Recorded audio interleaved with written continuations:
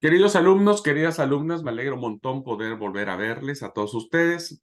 Bienvenidos, muy buenos días. Que la paz del Señor Jesucristo esté en nuestras vidas y en nuestros corazones. Bienvenidos sean a nuestra clase de literatura eh, del Antiguo Testamento y estamos viendo la sección de los libros proféticos. Bueno, como lo anunciamos, tenemos expositores de lujo donde gracias a Dios van a dejar de escuchar al mismo profesor, viste que ya ustedes lo escuchan hasta en la sopa. Y bueno, me alegra mucho hoy poder dar la oportunidad a que ustedes como alumnos puedan, ya sea de manera presencial, de manera grabada, puedan llevar a cabo esta exposición de los profetas que conocemos, ¿verdad? Profetas mayores y profetas menores. Así es que bueno, pues esperemos que esto que sus compañeros, ustedes mismos van a poder aportar en la clase, pues sirva para nuestro entendimiento, conocimiento de quiénes fueron estos grandes profetas. Todos estos personajes que ya vimos sus características, ya vimos todo lo que esto implicaba y que ahora, bueno, vamos a desmenuzar al menos de manera muy general o muy precisa el mensaje que estos profetas manifestaron. Ya nosotros tenemos un conocimiento de lo que significaba principalmente el reino dividido, donde los grandes profetas es allí donde hacen su mayor aportación. El reino dividido, el exilio y la época de la restauración, bueno, son los lugares donde estos profetas que vamos a analizar se van a desempeñar, ¿ok?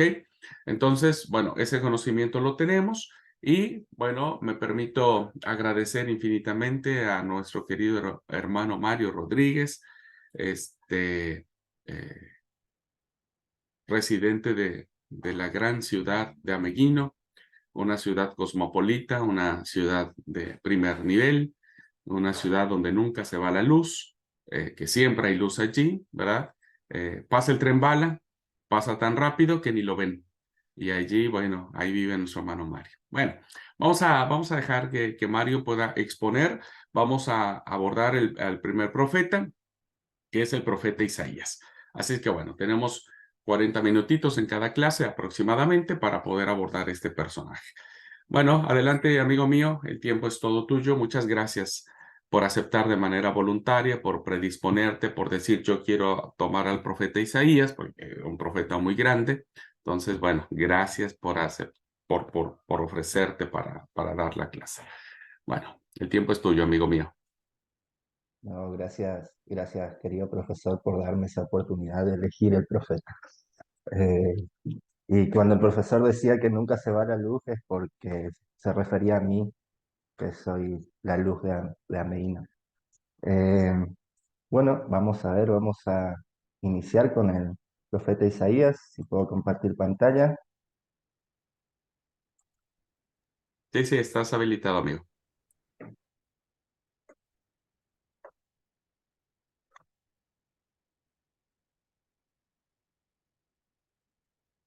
¿Se puede ver? Sí, está la pantalla toda azul, pero creo que sí. Dale.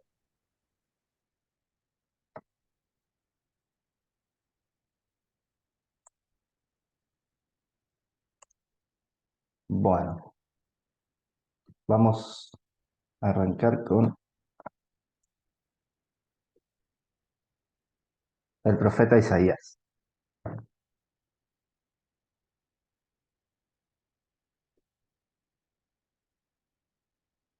Vamos a hablar un poco de de lo que es el título y el protagonista de este libro. El libro de Isaías recibe su nombre por el profeta que escribió gran parte del mismo, ¿no? Y aunque no haya sido el autor de todo el libro, es su personaje principal. Isaías significa salva a Yahvé, Yahvé el Salvador, o Jehová es ayudador. Incluso hay algunos, algunos significados más, pero más o menos eh, significa siempre lo mismo. Depende de dónde lo busquemos, hallaremos por ahí diferencias en alguna palabra, pero más o menos significa eso el nombre Isaías. Nació probablemente en Jerusalén entre los años 765 y 760 a.C., durante el reinado del rey Usías. Su padre fue Amós, no el profeta eh, que lleva el mismo nombre. Posiblemente fue miembro de la familia sacerdotal. eh, su padre habría sido profeta, ¿no? El profeta, ¿no? Sacerdote en Jerusalén en esa época. Comenzó su labor profética más o menos en el año 740, entre los 20 y 25 años de edad.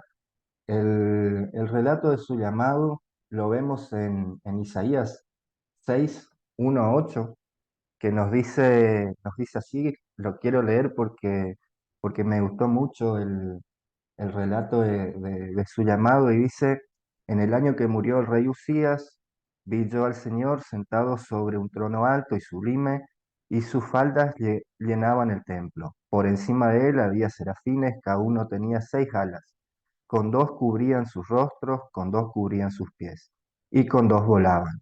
Y el uno al otro daba voces diciendo: Santo, Santo, Santo Jehová de los ejércitos, toda la tierra está llena de su gloria. Y los quiciales de la puerta se estremecieron con la voz del que clamaba, y la casa se llenó de humo.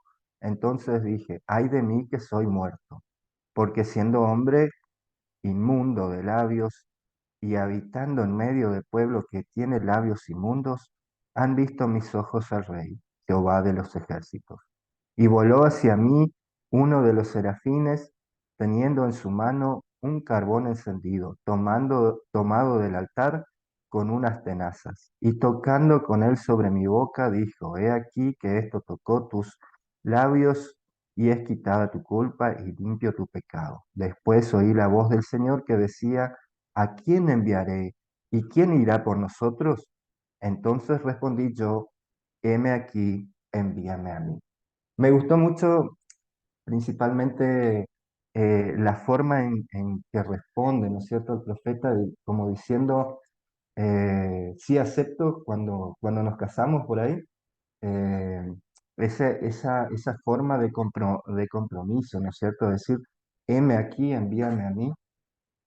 Se me asemejó mucho a eso, ¿no? A ese compromiso de aceptar por ahí, eh, un compromiso eh, no tan complicado como el de casarse, pero sí un compromiso verdadero con Dios, ¿no es cierto? De decir: acá estoy para vos, y haz conmigo lo que quieras, ¿no?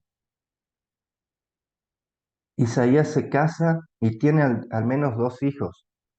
En Isaías 7:3 nos dice: entonces Jehová dijo a Isaías: sal ahora al encuentro de Acaz, tú y Sear Jahzub, tu hijo. Vemos acá que menciona a uno de sus hijos. Por ahí los nombres que le puso Isaías a sus hijos no eran del todo muy fáciles de pronunciar. Me imagino yo poniéndole a mis gurisitos uno de esos nombres que le puso Isaías, y con el apellido Rodríguez lo corrían de la escuela cuando tenían que decir su nombre. El nombre de la esposa de Isaías no es conocido, no lo menciona.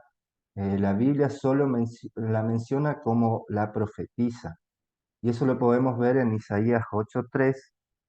Y me llegué a la profetisa, la cual concibió y dio a luz un hijo, y me dijo Jehová: ponle por nombre Maher Salal Asbaz. Ese es el nombre de su segundo hijo, ¿no es cierto?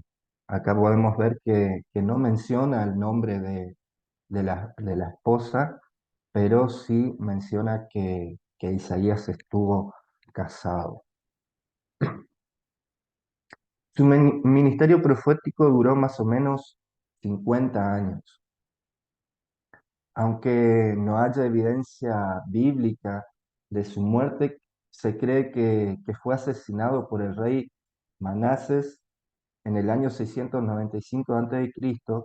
Y de acuerdo al Talmud de Jerusalén, que es un, que es un código civil y religioso usado o escrito por los rabinos, ¿no es cierto? Eh, ese relato cuenta que Isaías fue puesto dentro de un árbol hueco de cedro y el árbol fue aserrado a la mitad, cortando también a Isaías en dos. También otra, otra fuente por ahí dice que Isaías estaba escondido en el árbol y lo cortaron y lo partieron a la mitad a Isaías. La cuestión es que lo asesinaron aserrándole al medio, es lo que dice este relato, ¿no?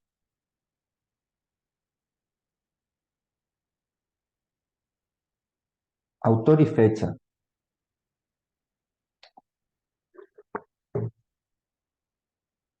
La teoría más aceptada entre los estudiosos del tema sobre quién fue el escritor del libro es que fueron tres sus autores en distintas épocas históricas.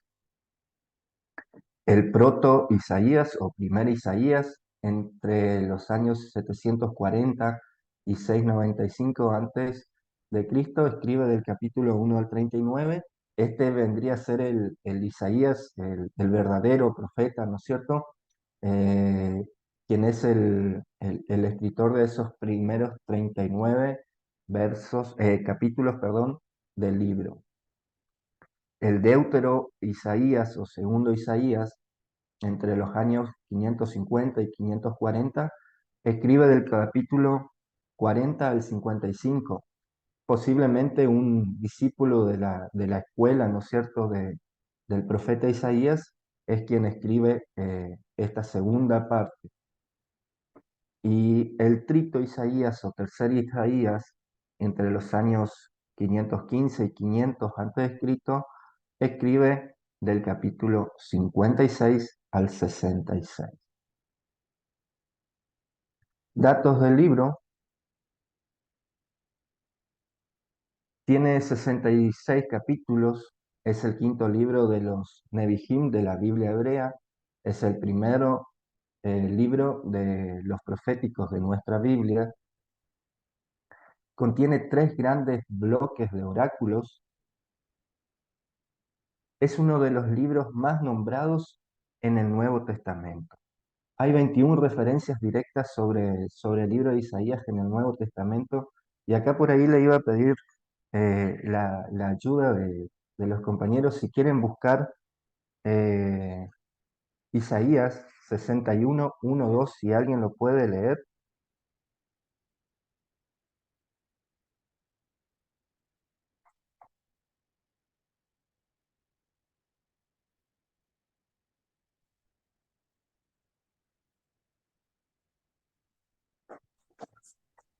Sí, permiso. Isaías 61:2 61 verso 1 y 2. dice, el Espíritu de Jehová el Señor está sobre mí, porque me ungió Jehová.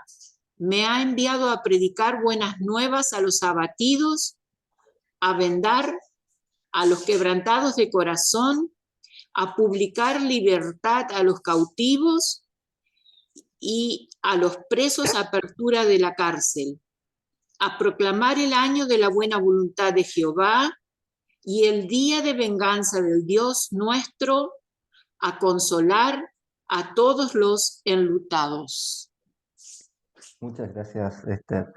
Vemos en lo que dice este capítulo, estos dos versos de Isaías, se repiten, porque por ahí es uno de los que más conocemos, ¿no? Se repiten en Lucas capítulo 4, del verso 17 al 21, donde Jesús lee este pasaje, ¿no? Y dice, se le dio el libro del profeta Isaías y al abrirlo encontró el texto que dice, el Espíritu del Señor está sobre mí, Me ha ungido para proclamar buenas noticias a los pobres. Me ha enviado a proclamar libertad a los cautivos, a dar vista a los ciegos, a poner en libertad a los oprimidos y a proclamar el año de la buena voluntad del Señor. Enrolló luego el libro, se lo dio al asistente y se sentó. Todo en la sinagoga lo miraban fijamente. Entonces él comenzó a decirle: hoy se ha cumplido esta escritura delante de ustedes. Quería compartir esto, que era una de las referencias, ¿no?, que tenemos del libro de Isaías en el Nuevo Testamento, y por ahí una de las más lindas que, que me tocó leer, ¿no es cierto? Entonces quise compartirla con ustedes. En total son 21 referencias directas sobre el libro de Isaías en el Nuevo Testamento. Escrito en 3 partes. Época de la monarquía fue donde escribió el primer Isaías. La época del exilio en Babilonia escribió el segundo Isaías. Y la época del post-exilio, cuando el pueblo vuelve, escribe el tercer Isaías. El primer Isaías o proto-Isaías, época de la monarquía, fue muy crítico con la clase pudiente de la época, denunciando las grandes injusticias sociales que había. Siendo un nacido en Jerusalén, fue muy crítico de la ciudad y del templo, llegando a llamar a la ciudad santa prostituta o ramera. Depende de la versión que tengamos, vamos a encontrar esa, esa, esa distinción, ¿no es cierto?, de cómo llama a la ciudad. Y esto lo podemos ver en Isaías 1:21, donde dice: ¿cómo te has convertido en ramera, oh ciudad fiel? Llena estuvo de justicia, en ella habitó la equidad, pero ahora los homicidios. Fue una declaración muy fuerte de Isaías en esa época, ¿no es cierto?, llamando a la ciudad santa ramera. Fue muy duro con las mujeres de Jerusalén de esa época, eh, y vemos esto en Isaías 3:16, que nos dice: asimismo dice Jehová, por cuanto las hijas de Sión se ensoberbecen y andan con cuello erguido y con ojos desvergonzados, cuando andan, van danzando y son con sus pies.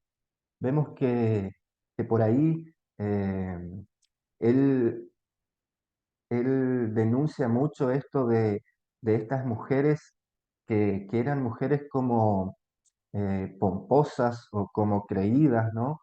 Y que andaban vestidas extravagantemente y caminando por ahí como volando, como decimos nosotros, como levitando, demostrando, ¿no es cierto?, su estatus social.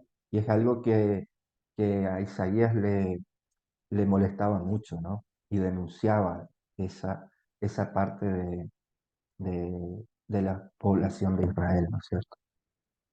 Fue un profeta profundamente ético, eh, va, ¿no es cierto?, un poco de la mano a lo que decía de denunciar, ¿no es cierto?, las injusticias sociales, de no quedarse callado y de decirle a los reyes eh, lo que, lo que pasaba en el pueblo. Nunca se quedó callado, ¿no es cierto?, en ese sentido. Sus oráculos condenan a los gobernantes de Israel por tener o por poner su fe en alianza con otros reyes y no en Dios. Cuando había algún peligro, los gobernantes buscaban aliarse generalmente con pueblos vecinos para poder atacar a los que le estaban atacando, y eso era algo que molestaba mucho a- al profeta Isaías, y condenaba mucho, porque él decía que en vez de que estos reyes pongan su fe en los gobernantes de los pueblos vecinos, tenían que poner su fe en Dios, que Dios los iba a sacar de esos problemas, ¿no?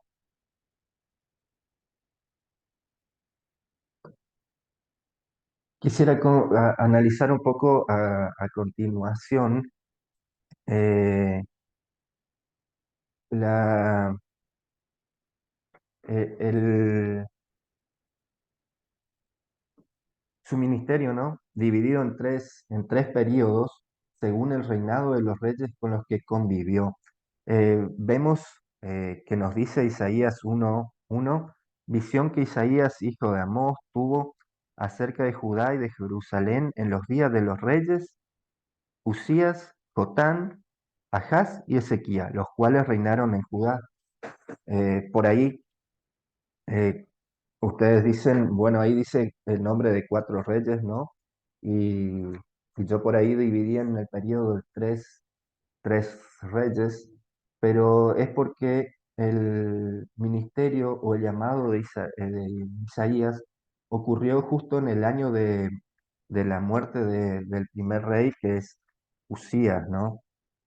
Entonces, su mayor trabajo es en el reinado de los otros tres reyes. El reinado de Jotam, que es del año 7, 739 al 734, más o menos antes de Cristo, es una época de aparente prosperidad económica y estabilidad política. Digo aparente porque justo en esa época es donde denuncia, ¿no es cierto? Eh, Isaías hace sus primeras denuncias de esa prosperidad económica, pero que era una prosperidad económica medio solo para algunos, ¿no? Al ver que esa prosperidad era para pocos, Isaías denuncia esa desigualdad social. Y es algo que, que por ahí quería ponerle un poquito de énfasis en esto, que nos dicen en los versos 14 y 15 del capítulo 3: el Señor abrirá juicio contra ustedes, ancianos y príncipes de su pueblo, porque han devorado la viña y tienen en sus casas lo que les arrebataron a los pobres. ¿Qué se creen ustedes? Lo que aplastan a mi pueblo y muelen a golpes el rostro de los pobres. Vemos cómo Isaías condena, ¿no? Que esa desigualdad que había, por ahí había prosperidad económica, pero era prosperidad para algunos pocos, y él denuncia que, que la clase pudiente o la clase gobernante desamparaba a los pobres. Podemos ver esto también en el capítulo 1, verso 23, nos dice: tus príncipes prevaricadores y compañeros de ladrones, todos aman el soborno y van tras la recompensa. No hacen justicia al huérfano ni llega a ellos la causa de la viuda. Y cuando hablamos acá por ahí de viudas y, y, y huérfanos, él se refiere a los pobres. Generalmente cuando se habla de una persona, una mujer que daba viuda, perdía todo lo que tenía porque no podía tener propiedades, ¿no es cierto? Entonces, es como un sinónimo hablar de huérfanos y viudas de hablar de pobres. Y es algo que era condenado incluso por la ley, ¿no es cierto? Por la ley judía, por la ley recibida por el pueblo en la época de Moisés. Y es algo que podemos verlo en Éxodo, en el capítulo 22, del verso 22 al 24, que dice: no afligirás a las viudas ni a los huérfanos. Si llegas a afligirlos y ellos me piden ayuda, yo atenderé su clamor. Entonces se encenderá mi furor y yo los mataré a espada. Y las viudas y los huérfanos serán las mujeres y los hijos de ustedes. Vemos que como en este pasaje como que era algo que le molestaba mucho a Dios por lo que dicen estos versos, ¿no? Que a Dios no le gustaba que desamparen a las viudas, a los huérfanos o a los pobres, por así decirlo. E incluso llega a decir que si desampararían a los pobres, yo los atacaré con espada y los que quedarán huérfanos son sus hijos y sus esposas serán las viudas, ¿no? Entonces vemos que eso era algo que era como una obligación del pueblo atender a la viuda, al- a los pobres, a la viuda, a los huérfanos. Era algo que ellos ya lo tenían, lo venían practicando y era como una ley que tenían y que no podían dejar de lado a esas personas y era algo que Isaías en ese momento estaba viendo que estaban siendo dejados de lado.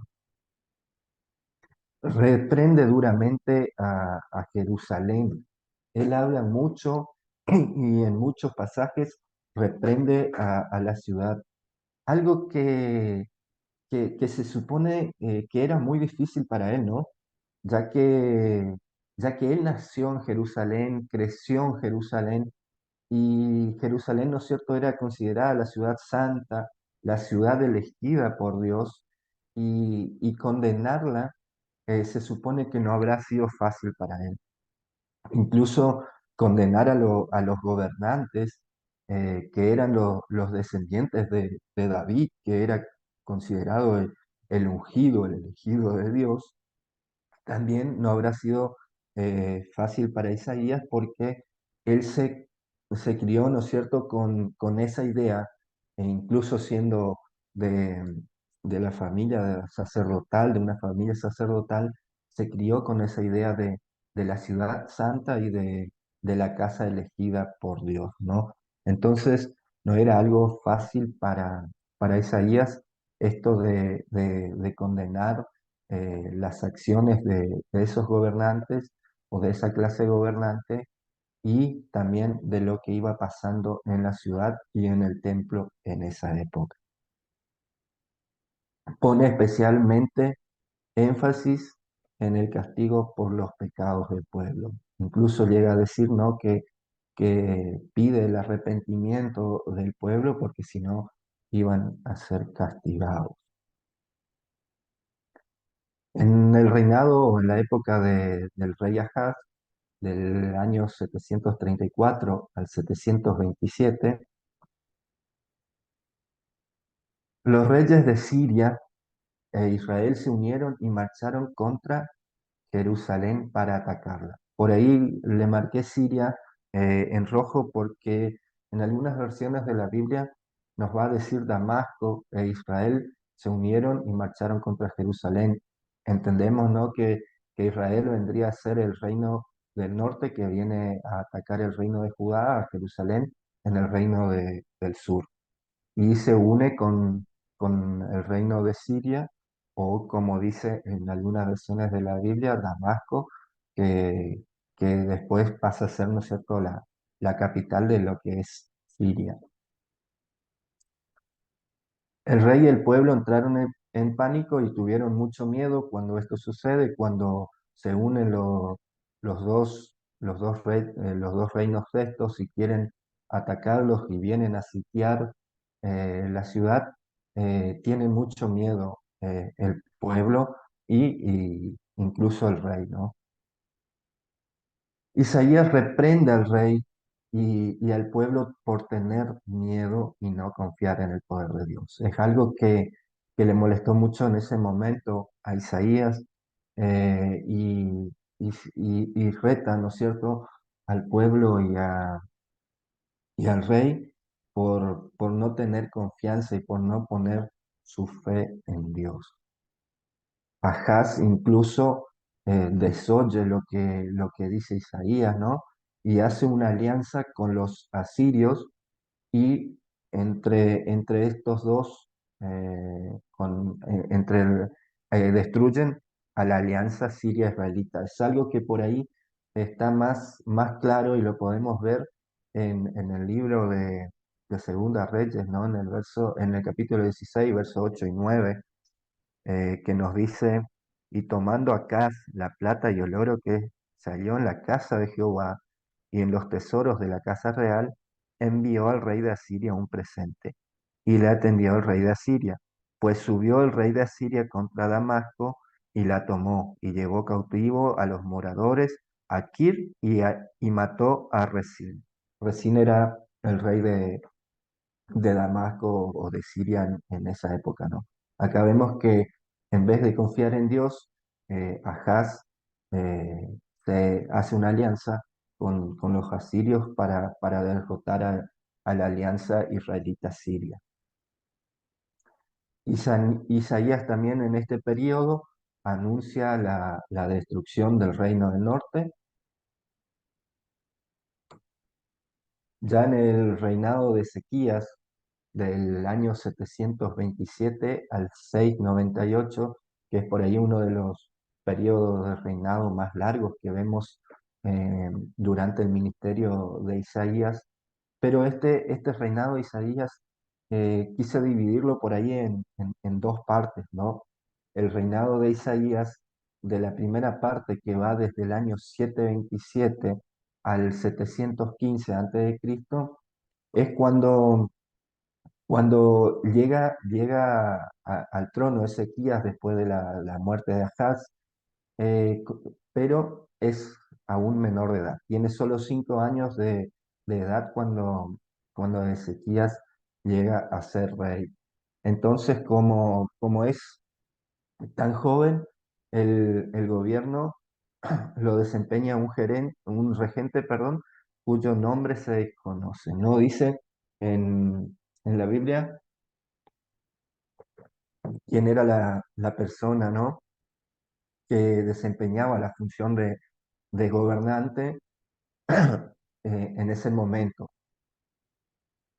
Es una época de paz en el reino, ¿no?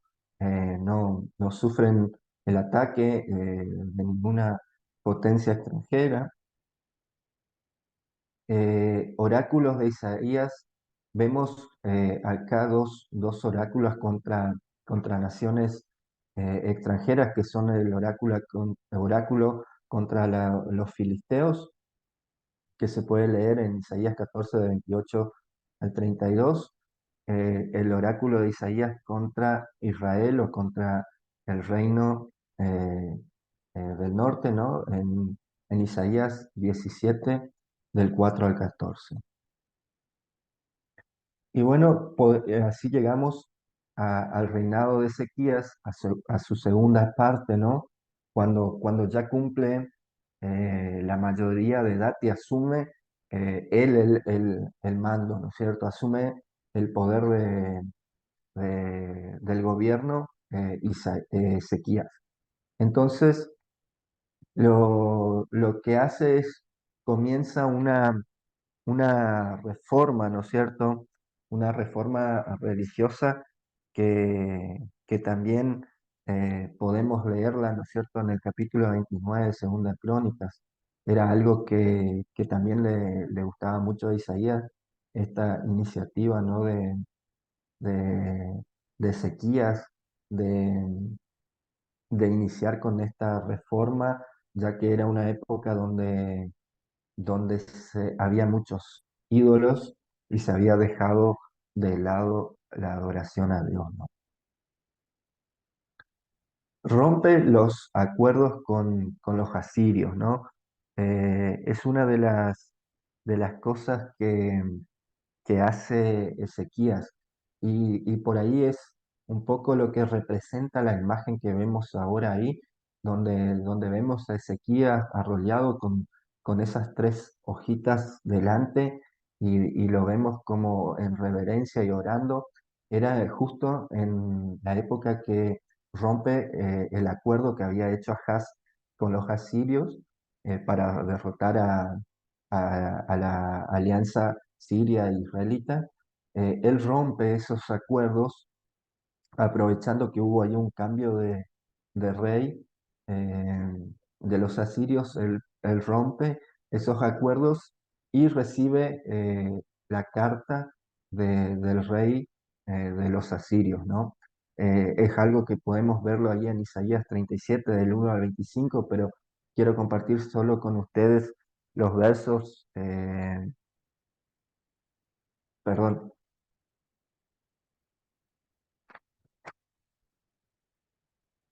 eh, se me fue el verso 14, perdón, del capítulo 37 que nos dice, Ezequías recibió la carta de mano de los embajadores y las leyó. Luego subió a la casa del Señor y extendió las cartas ante el Señor y elevó esta oración al Señor. Y pues dice la oración que eleva Ezequías. Pero Ezequías cuando recibe esas cartas por ahí un poco amenazantes del rey asirio, ¿no? Lo primero que hace va y las presenta ante Dios y le dice a Dios que por ahí les faltaron el respeto incluso a Dios, los asirios, en esas cartas, y se pone en oración a Dios.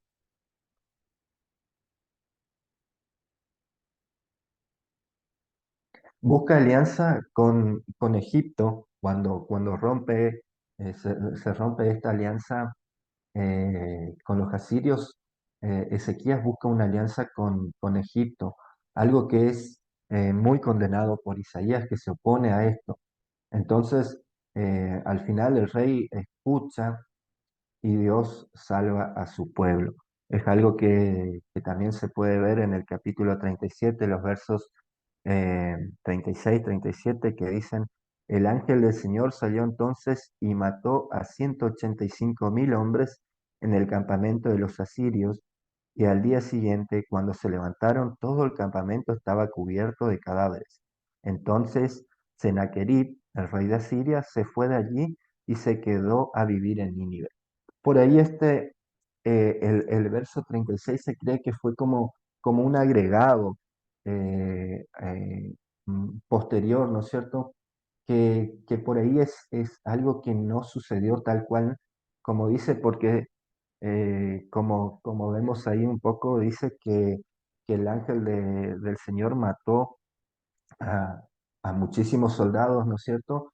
Pero al siguiente verso vemos que dice que el rey levanta su campamento, y levanta a sus hombres, ¿no es cierto? Y se va a Nínive con sus hombres, ¿no? Por ahí eh, un poco, se contradicen los dos versos y según lo que pude estar viendo, es porque fue algo agregado después.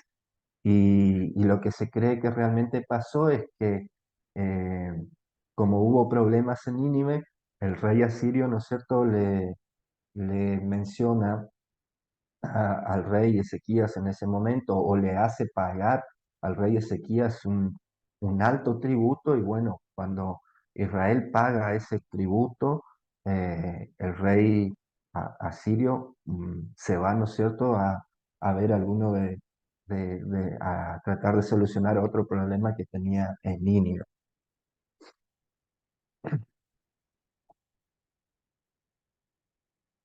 Contenido por ahí, dejando de lado un poco la época de dividir los reyes, vamos a ver un poco el contenido del libro según el autor, ¿no es cierto?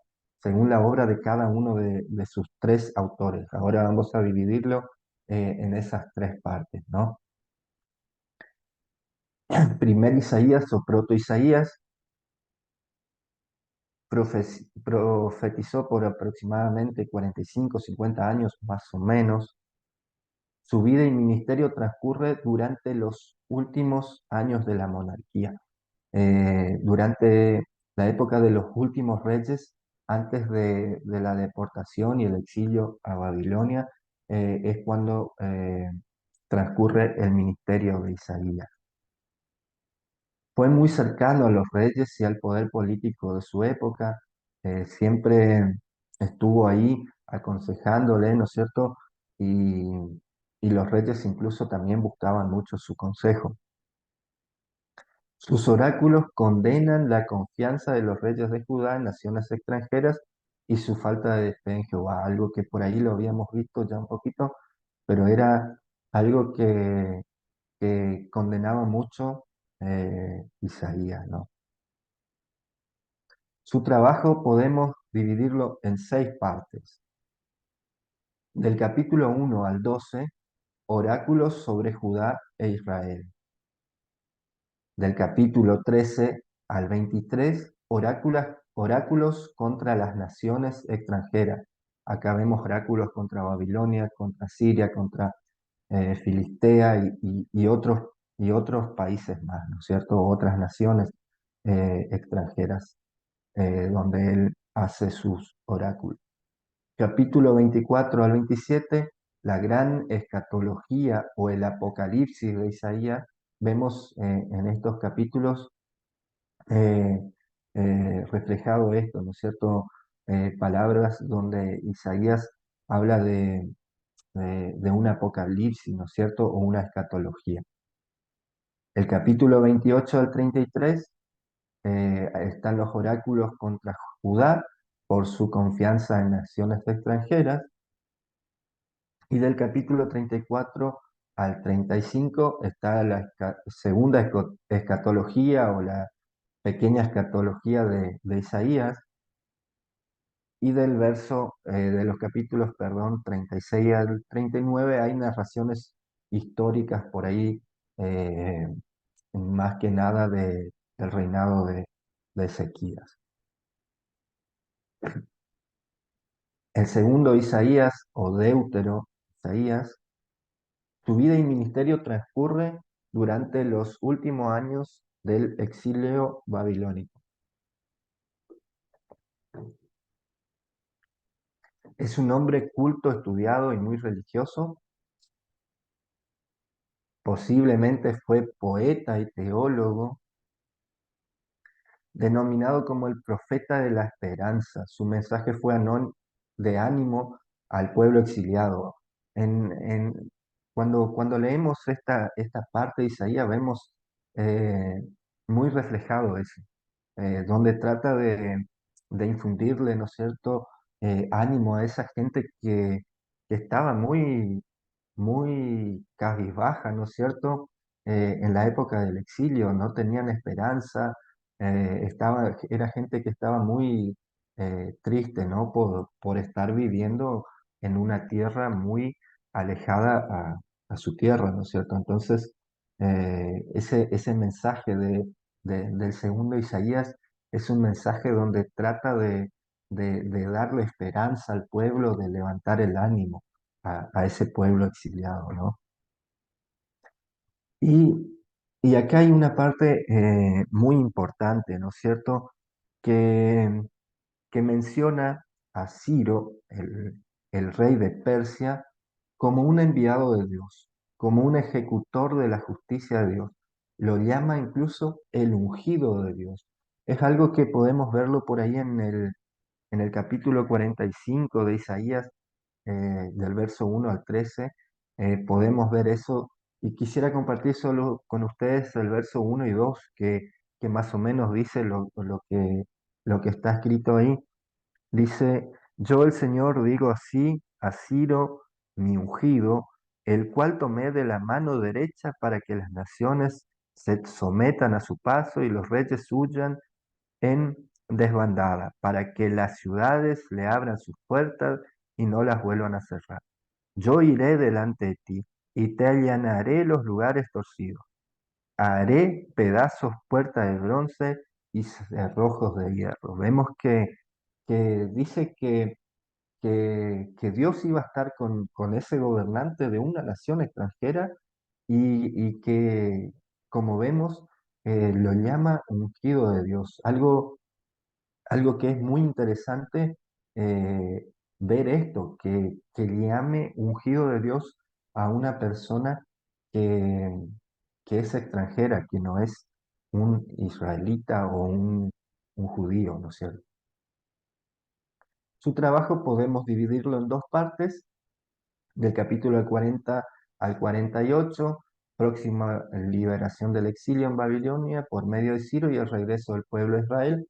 Habla de esto, ¿no es cierto? Profetiza acerca de que Ciro iba a ser la mano de Dios que liberaría al pueblo de Israel. Y del capítulo 50 al 55 habla de la restauración de Jerusalén y la consolidación de Israel, el siervo de Yahvé. Su mensaje tiene a Dios y su palabra como ejes centrales y escribe hasta el decreto, ¿no es cierto?, de Ciro que libera al pueblo del exilio en Babilonia, ¿no es cierto? Hasta ese momento es donde más o menos escribe este segundo Isaías y bueno, después de él ya empieza a escribir el tercer Isaías o Trito Isaías. Su vida y ministerio ya transcurren durante la repatriación del pueblo a Jerusalén. Ya cuando el pueblo es liberado del exilio y vuelve, ¿no es cierto?, a Jerusalén, es cuando hace su trabajo y su ministerio, ¿no es cierto?, este tercer Isaías. Probablemente fue un discípulo del segundo Isaías, por ahí de la misma escuela, ¿no es cierto? Al regresar los judíos encontraron una ciudad de Jerusalén devastada y su reconstrucción era muy lenta. El pueblo estaba dividido entre los que volvieron del exilio y los que habían quedado.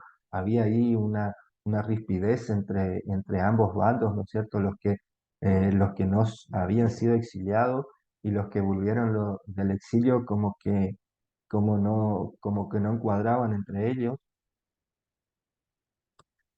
Y su trabajo podemos dividirlo en cuatro partes. Del capítulo 56 al 59, oráculos relativos a la vida social y religiosa. Capítulo 60 al 62, gloria y felicidad de la nueva acción. Del capítulo 63 al 64, el juicio divino y confesión. Y capítulo 65 al 66, escatología, restauración, castigo de los rebeldes y reunión de todos los pueblos. Su mensaje tiene como destinatarias a personas desanimadas que estaban adoptando la idolatría, que era un pueblo dividido, conviviendo con extranjeros. Incluso eso era lo que pasaba cuando volvieron.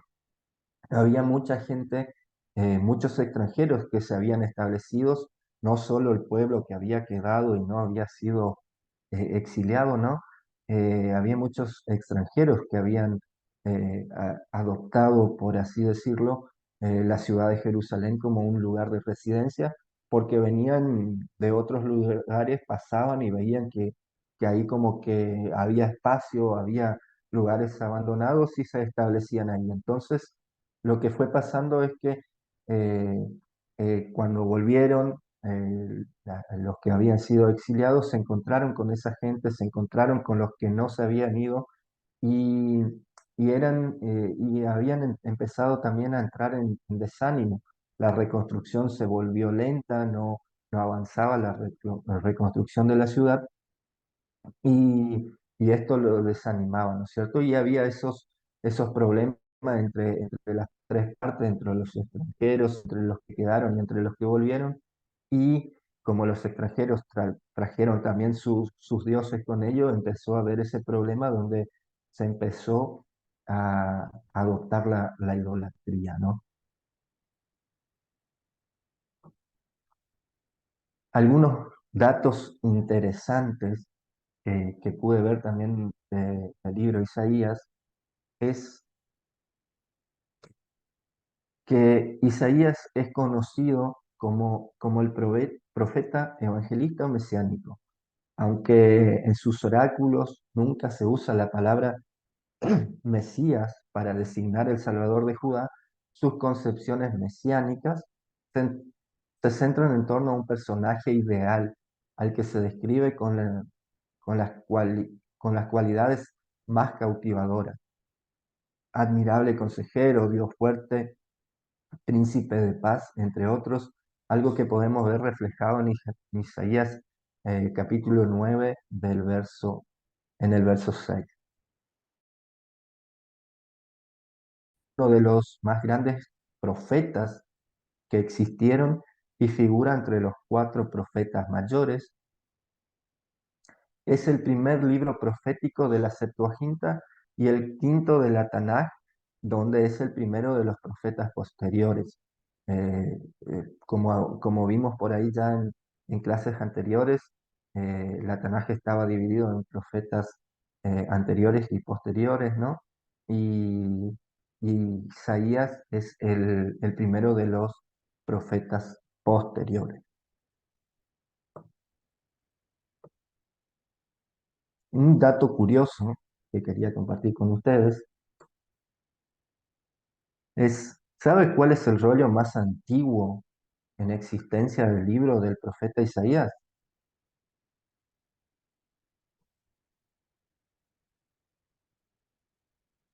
Es un rollo, es uno de esos rollos que habíamos hablado también en algunas clases de otras materias que fueron encontrados en las cavernas o en las cuevas de Qumran en el año 1947 por los pastores beduinos, ¿no? Y estos rollos datan de entre el año 150 y 100 antes de Cristo. Así que son unos rollos de más de 2000 años, ¿cierto? Y lo más llamativo es que este rollo mide aproximadamente 7,30 metros. eh, y es uno de los libros más largos, ¿no? de la Biblia, porque me di cuenta cuando tuve que leer sus 66 capítulos. Por suerte no tuve que leerlos en el rollo, porque si no se me iba a complicar. Llegué hasta cierta parte acá del rollo y ahí ya era el idioma ahí donde están cortaditos, ya no pude entenderlo más. Pero digo que es muy interesante ver esto.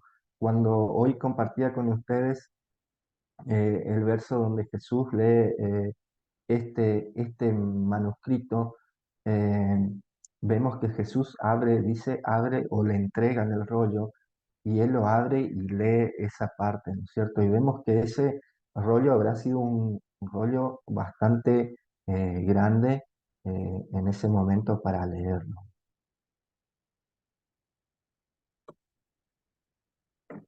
Y como nos había pedido también el profesor que hagamos una aplicación a nuestra vida o a nuestras iglesias del libro, ¿no? que nos tocó leer.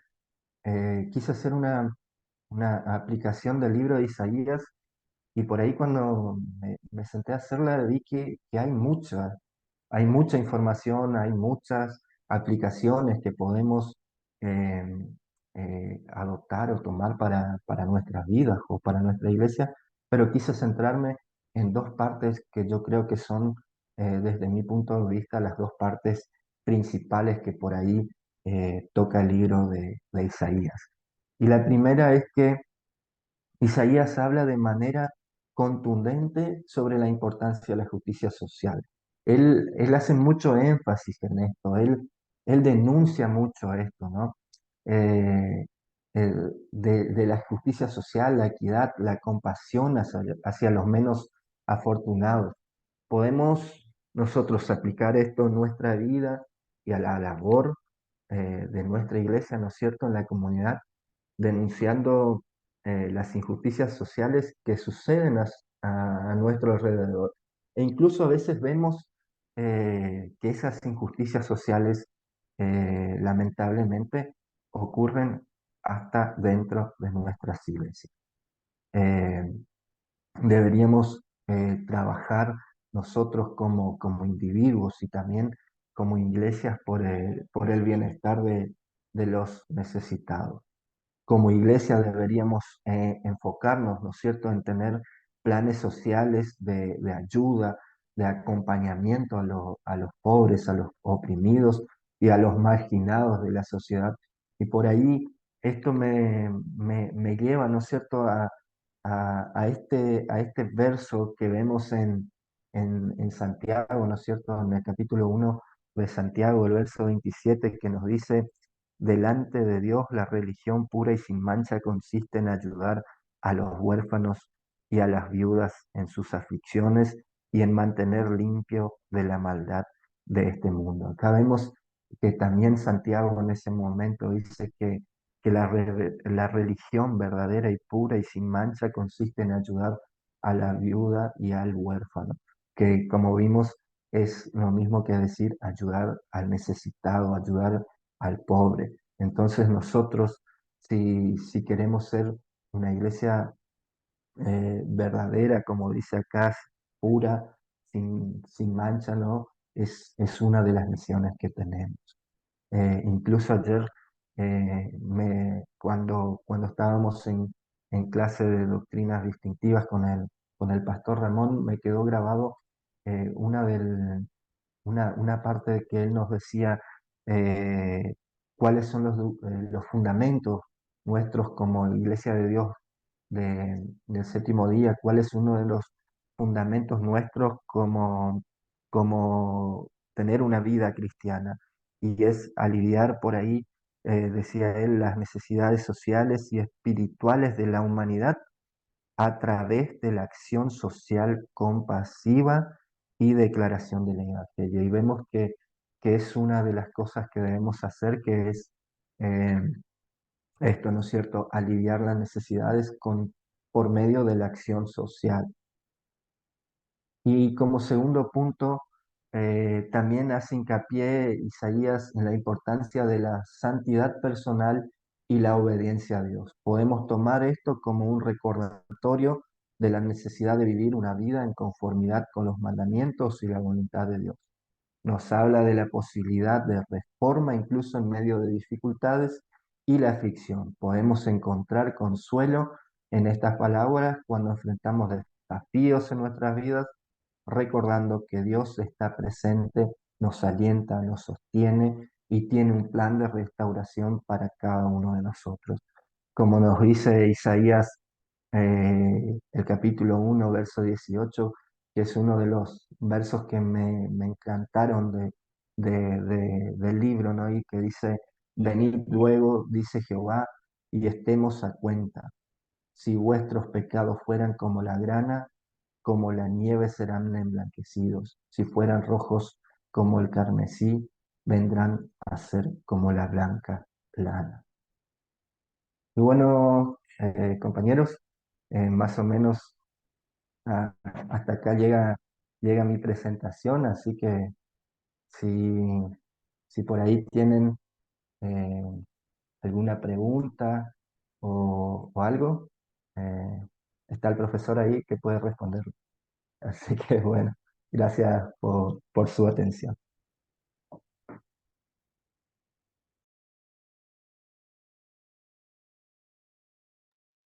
Bueno, muchas gracias. Gracias, Mario, por la linda presentación del profeta Isaías.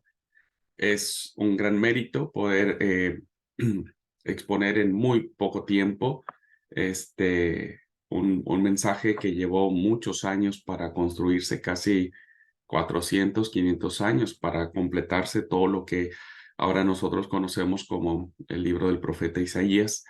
Y, y bueno, me alegra mucho poder haber recibido esta clase.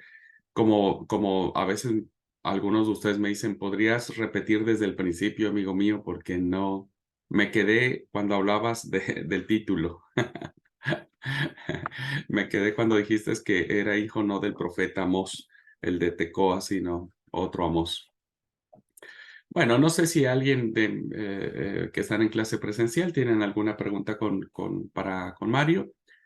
Eh, creo que abarcó los puntos, insisto, más importantes. No podríamos desmenuzar todo el tema de de- del mensaje de Isaías. Bueno, solamente como para hacer un breve resumen de lo que Mario dijo.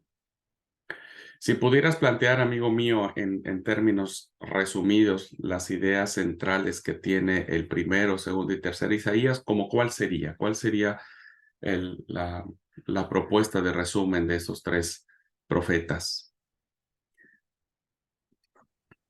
Por ahí, para mí, el primer Isaías, lo que más hace hincapié es esto, ¿no es cierto?, la condena de la injusticia que se estaba viviendo en Jerusalén, ¿no es cierto?, y llama al arrepentimiento, ¿no es cierto?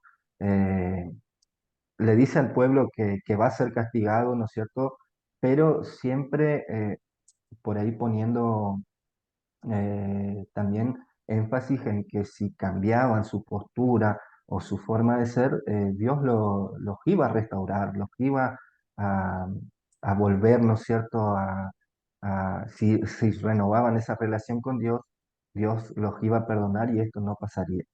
Pero como vimos, como después termina pasando, el pueblo no le hace caso, ¿no es cierto?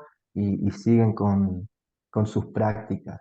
Y por ahí el segundo Isaías lo que más transmite es por ahí un mensaje de aliento, como por ahí dije, como estaban en el exilio, ¿no es cierto? Lo que trata de dar eh, un mensaje de aliento a esas personas y que hoy por hoy también podemos a veces eh, adoptar, ¿no es cierto? En nosotros, en nuestras vidas, incluso tenemos himnos que reflejan, ¿no es cierto?, Eh, algunos de los pasajes eh, y que son más bien de aliento y de tratar de levantar el ánimo. Y el tercer Isaías también habla un poco sobre esto y más que nada como un futuro, ¿no es cierto? Un futuro donde de unidad entre los pueblos, eh, también llevando como un mensaje de unidad y eh, ay, se me fue la palabra, eh, de ánimo, ¿no es cierto? De que en un futuro vamos a estar todos unidos y los pueblos se van a unir, ¿no es cierto? Más o menos era lo que hacía Muy grandes bien, rasgos, muy podría bien. decir, Muy bien, de amigo, los tres. excelente, excelente resumen. Sí, para que nos quede a todos claro, ¿no es cierto? Añadiría para precisar esto que comenta Mario, el primer Isaías trata dos temas fundamentales. Si bien es cierto, él al principio del reinado el primer rey que era Acaz, Jotam o Jotam, habla acerca de las injusticias sociales. El primer Isaías tiene como objetivo la monarquía, o sea, la esperanza davídica, muy propia del Reino del Sur, y la ciudad santa, Jerusalén, ¿verdad? Por eso hay muchas alusiones al templo y a la monarquía.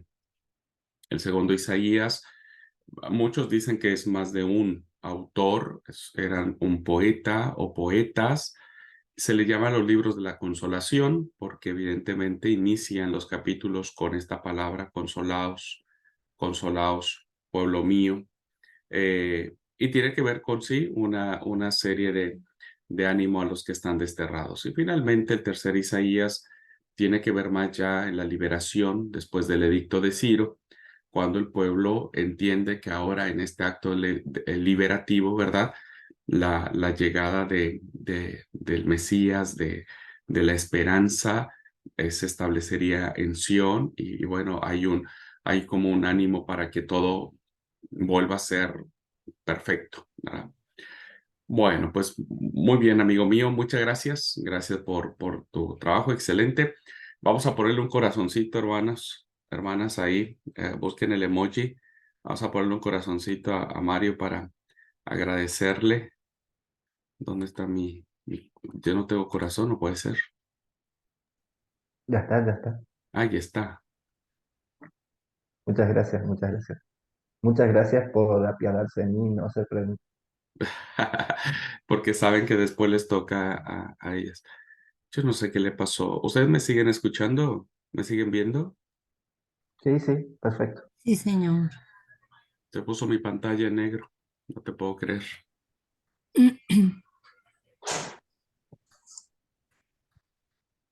le pasó a esto?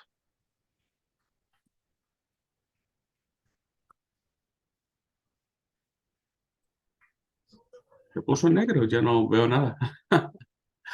Ah, Dios mío. No aguantó mi clase. Che, ¿será que te agotaste todo acá de mi computadora, Chamín? No, Yo creo que es una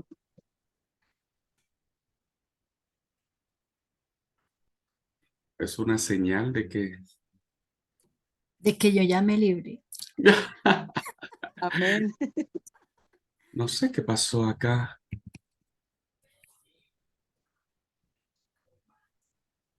Pero ustedes me siguen viendo a mí, ¿no es cierto? Sí, Sí, señor. sí. Sería salirse y volver a entrar un momentico, no sé. Es probable, pero no sé si se va a grabar va a quedar grabada la clase. Si no, Mario va a tener que volver a darla. Pero ahí dice grabando. Normalmente cuando uno cierra, se graba automáticamente. El host lo sigo teniendo yo, no sé, ¿no pueden darse cuenta si el host lo sigo teniendo yo?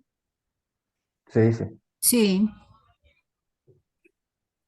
¿Y ahora qué hago, Dios mío? Amén. No, no, solo me queda la opción apagar.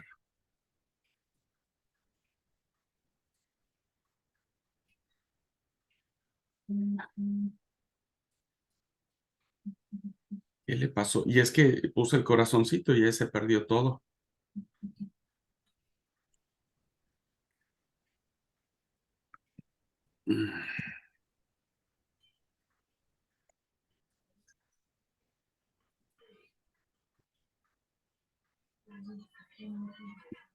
No, no me da ninguna opción. Hermanos, mire, voy a tener que apagar la computadora y volvemos a ingresar con el mismo link. ¿Puede ser? sí, señor. Bueno, por favor, perdón, voy a ver si apagándola se arregla esto. Volvemos a entrar ahora, en unos minutitos. Lo que podría probar es solo cerrar la tapa y abrirla. Te va a sacar de la reunión, pero A ver, eh, por ahí no hace falta pagar. voy a hacer eso. Este, voy a cerrar la tapa y si no, de todas maneras, si nos saca, en unos minutitos volvemos a entrar. ¿Puede ser? Vale.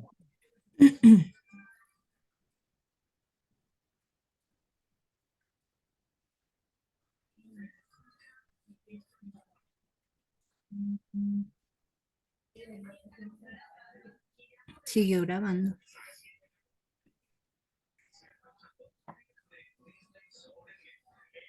Vos sabés que bajo la tapa, abro y me aparece la pantalla de la computadora, pero ya cuando le doy ingresar, me pone todo oscuro igual. Bueno, voy a apagar y vuelvo a iniciar.